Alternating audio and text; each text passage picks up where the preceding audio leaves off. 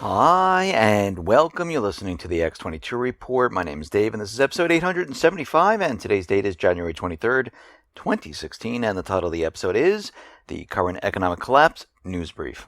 Let's get right into the economic collapse news. Now, we see that a lot of the private Western central bank economies are starting to fall apart. They have a lot of debt. The central banks are imposing austerity.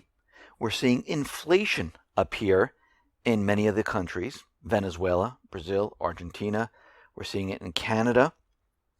And a couple of reports ago, we talked about Canada and how they're seeing an increase in prices, which means a devaluation of their currency.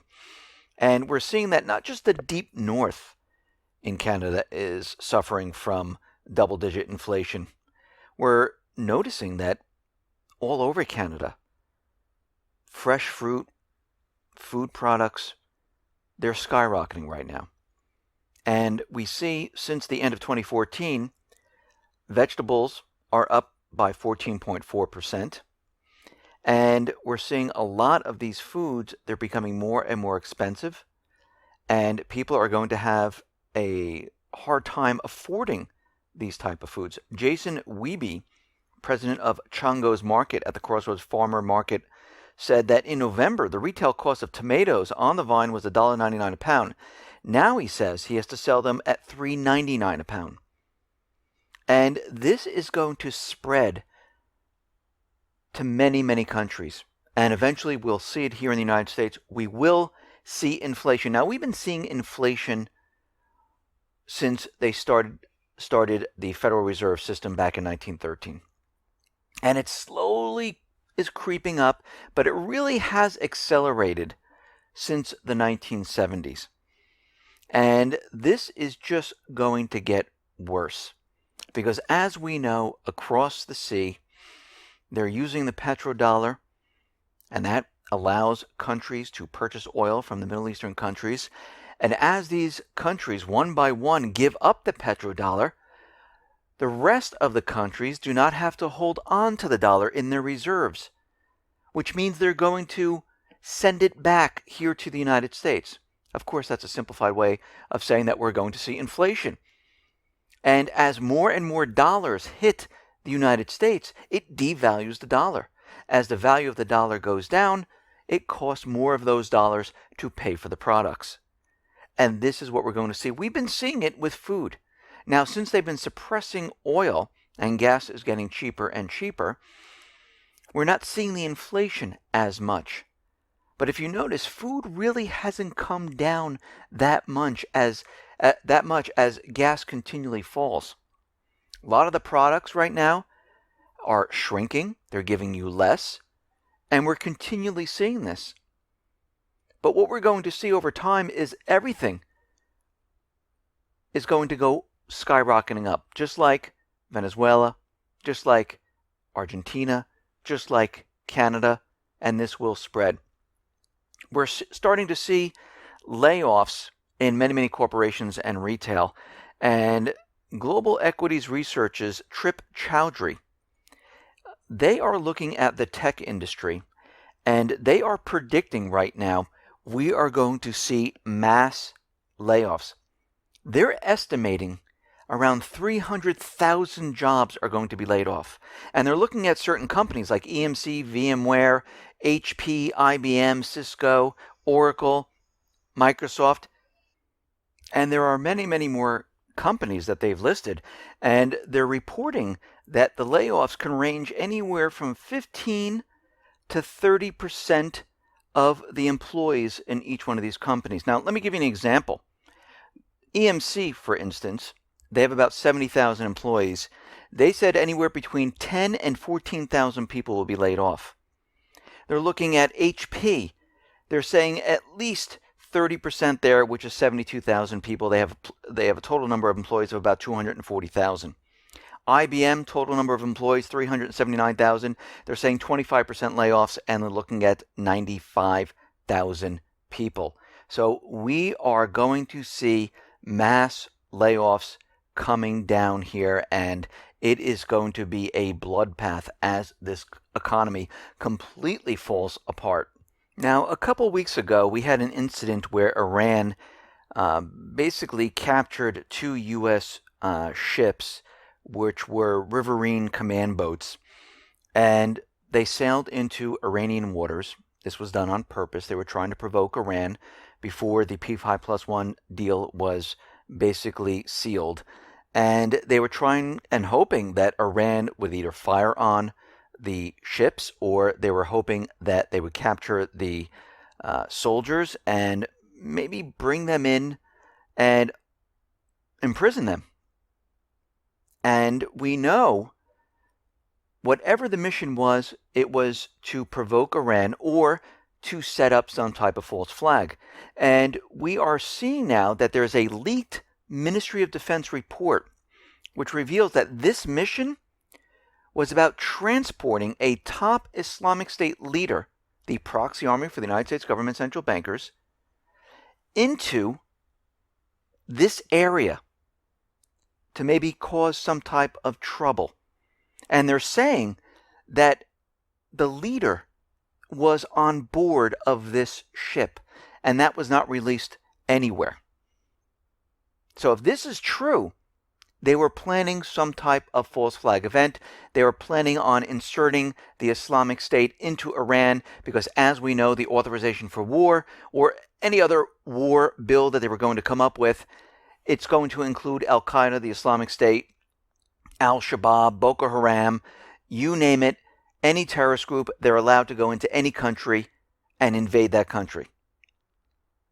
And it seems that this was maybe one of the agendas in this. Now, out in Libya, things are really heating up. We're hearing war talk from the U.S. We see that the Libyan border between Tunisia and Libya has been closed. We understand that the puppet government, which they created, which is called the unity government, is stuck in Tunisia because the elected government in Tripoli will not let them in. And right now they close the border because what we're seeing right now is they're closing down Libya, getting ready to strike. Everything has been prepared. Troops are on the ground. Jets are on the ready. And when they get the green light, they're going into Libya. We see out in Syria, the Russian involvement has helped Damascus and their forces dramatically. When the U.S. was helping back in 2014 and 2015, the Syrian forces lost about 18% of their territory. Since Russia has been there, they have gained almost all of this territory back. And they're pushing the Islamic State further and further eastward. And of course, this is a problem for the United States government central bankers. Now, the moderate rebels, they are out there and they're saying, listen, if these talks do not go well, which they're supposed to be on the 25th of January, we don't know. Right now they're saying it's postponed. They might go on. They might not go on. They might be postponed 1 to 2 days. They're still trying to figure this out. But if these talks don't go well, they're saying they are blaming Syria and Russia for the failed talks right off the bat. And we see at this point right now is they are already setting up for a failure.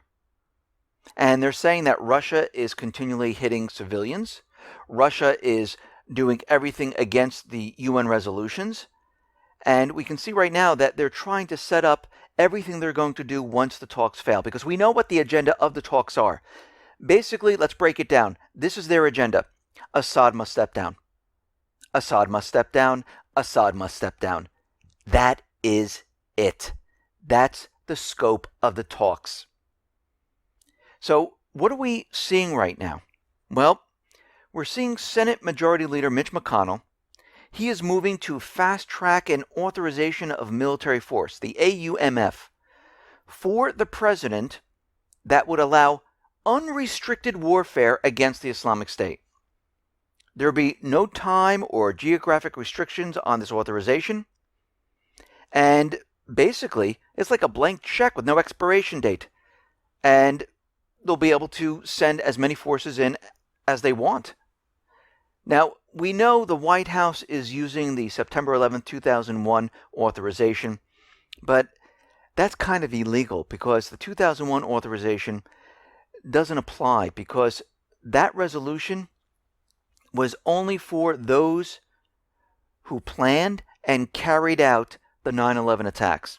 And they blame that on Al-Qaeda. Now, we all know this was not Al-Qaeda, because Al-Qaeda was created by the CIA.